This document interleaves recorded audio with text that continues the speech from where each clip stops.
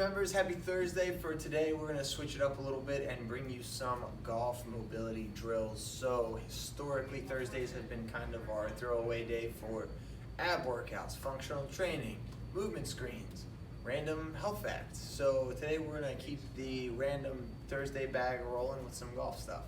So we're gonna start with a exercise that is a full body workout. You're just going to take your golf club. All you'll need for today, by the way, is a golf club, okay? So you're gonna take your club, I have a wedge here. You're gonna place it on top of your head, or iron, 6 iron, for those of you who may be interested. Top of your head, elbows at 90 degrees, okay? From here, you're gonna press straight up, okay? Avoid your shoulders coming up and hugging your ears, okay? So you're just pressing straight up until your elbows extend, okay? Then from here, you're going to adopt about a shoulder width stance for your feet. From here, you're gonna brace your core, drop into a squat as low as you can go, and then drive all the way up, okay? Now, what you wanna be paying attention to, if you have a mirror at your disposal, that's great.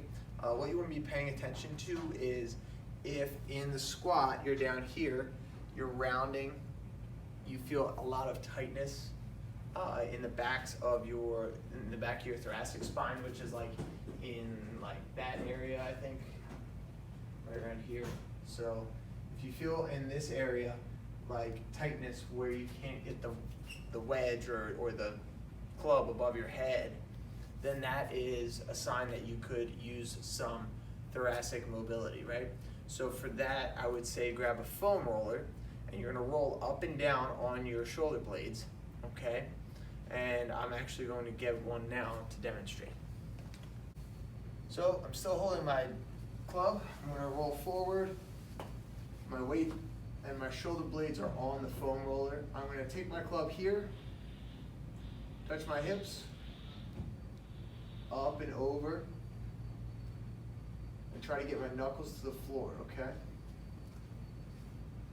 Just going to do this a few times. Your neck may get a little uncomfortable, that's okay.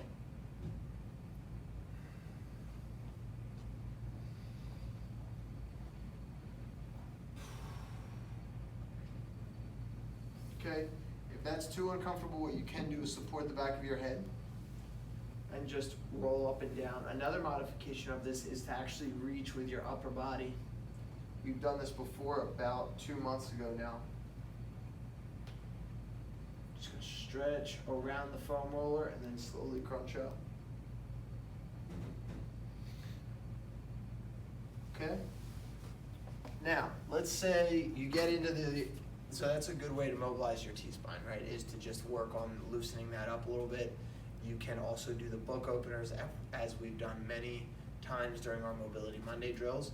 Another thing that you can work on is if you are here, right, you get up, you get down into the squat, and you notice you just can't quite get into the squat. It doesn't feel too great. You're like, why can't I do this? Well, if you take something small, if you're working at home, I'd say maybe something small like this that is flat, sturdy, metal, rubber, something along those lines. Or, you know, if you have a pair of shoes that have a very like steep drop in them where your foot's really elevated, not maybe a heel because it's kind of dangerous.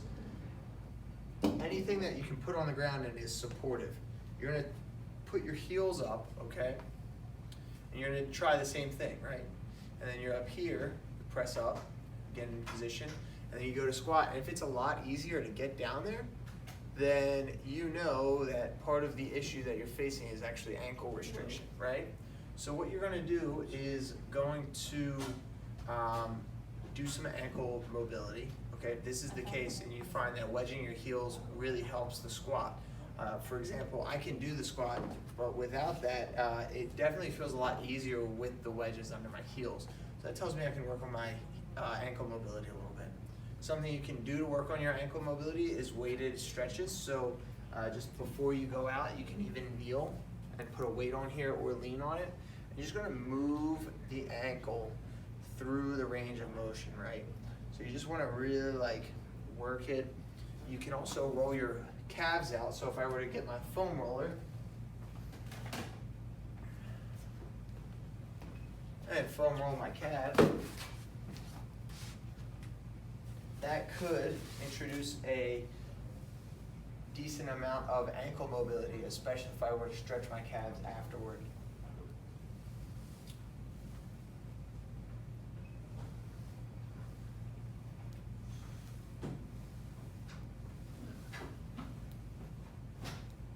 Finally, for today's workout and screening, what you can do is for your shoulders and your rotation, right? So before we worked on the thoracic spine mobility, this is where it would come into play. So if you take your club and you cross your arms, if you've had a lesson with our pro Paul, and you know what I'm talking about, you're gonna stand up nice and tall, keep the club in line with your shoulders so it stays nice and flat. I'm actually gonna look this way because I can use the mirror that's in here as a feedback tool, right? So if you have a mirror at your disposal, always use it when you're exercising so you can ensure that you have good form, even when you can't, you may not be able to feel it or see it if you were just doing the exercise, so that's when mirrors can help.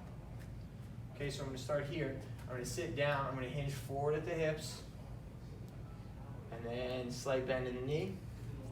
And then from here, I'm just gonna work on trying to keep my head on the center line and twisting, right? Twisting all the way through. Getting that nice rotation in my shoulders.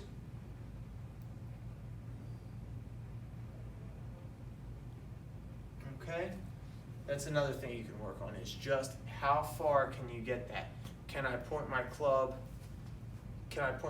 straight and straight, or does it, does my neck feel kind of stiff? Do my lats feel kind of stiff? Whatever you feel stiffness on, you can try foam rolling and then do the exercise and see if there's an increase in range of motion. What foam rolling does is it will temporarily inhibit the muscle to a small extent that you are foam rolling. So if you foam roll your lat won't be able to produce as much of a contractile force. You'll still be able to use your lat. It's not like you're gonna break it. But that helps in the ability to achieve a larger range of motion because there's less tension on the lat. Your shoulders, when they produce the contraction, can pull the lat a little bit better. And that is the theory behind foam rolling, okay? So feel free to use this. These two combined are awesome for a mobility workout and very useful for a golf drill. So if you have any questions, feel free to email me, Joel Baker at philadelphiacc.net, or you can email one of our golf professionals if you'd like to learn more about the specifics of the golf swing and how that relates biomechanically to fitness. All right, everyone, have a great day, and we'll see you tomorrow. Thanks.